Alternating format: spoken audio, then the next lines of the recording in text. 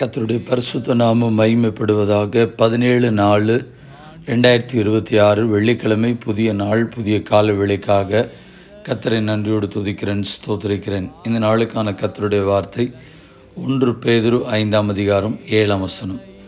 அவர் உங்களை விசாரிக்கிறவரானபடியால் உங்கள் கவலைகளை எல்லாம் அவர் மேல் வைத்து விடுங்கள்.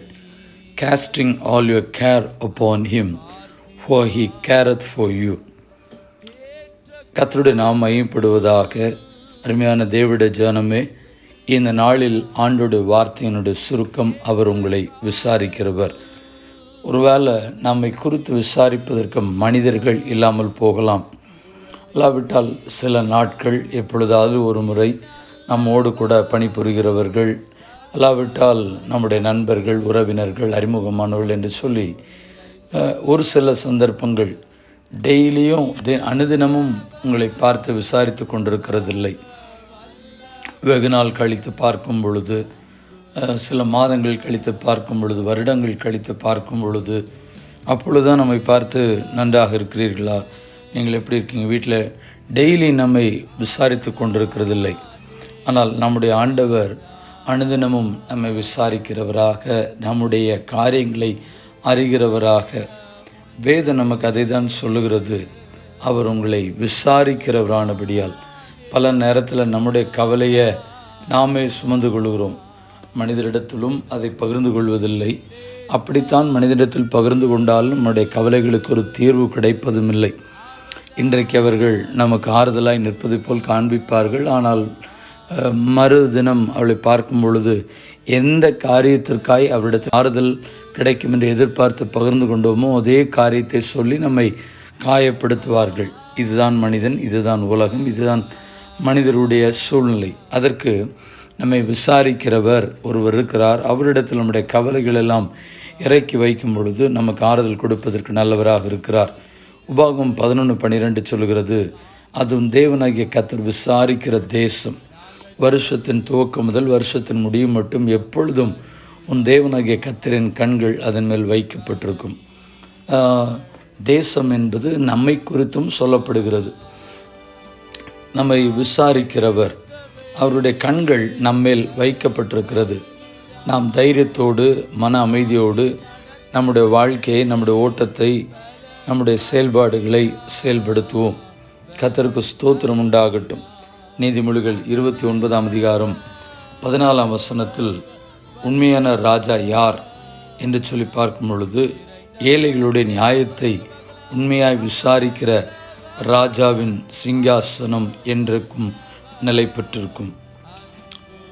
கரிசனையோடு, அக்கறையோடு, உண்மையாய் ஒரு காரியத்தை விசாரிக்கிறவருடைய சிங்காசனம் உறுதிப்படுத்தப்படும் என்று சொல்லி சாலமோன் ஞானி நீதிமொழிகள் சொல்லி வைத்திருக்கிறார். கர்த்தருக்கு ஸ்தோத்திரம் உண்டாகட்டும். நம்முடைய ஆண்டவர் நீதியுள்ள ராஜா, நம்மை விசாரிக்கிற ராஜா. கர்த்தருக்கு ஸ்தோத்திரம்.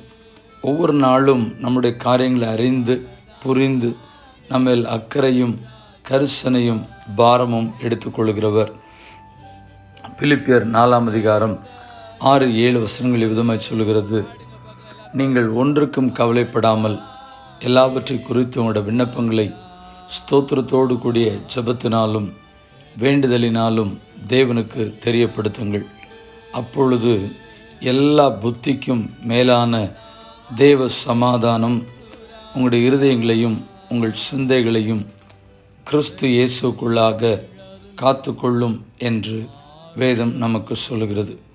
தேவையில்லாத கவலைகளை நாமே போட்டு சுமந்து வருத்தப்பட்டு கண்ணீர் வெடித்து புலம்புவதை விட நம் கர்த்தரிடத்தில் தெரியப்படுத்துவோம். அவரே ஆறுதலையும் தேறுதலையும் தருகிறவர். கண்களை மூடி ஜெபிப்போம். பரிசுத்தமுள்ள நல்ல தேவனே, இந்த ஆசீர்வதிக்கப்பட்ட நல்ல நாளில் ஆண்டவர் எங்களோடு கூட சொல்லுகிற வார்த்தை, நான் உன்னை விசாரிக்கிறவர்.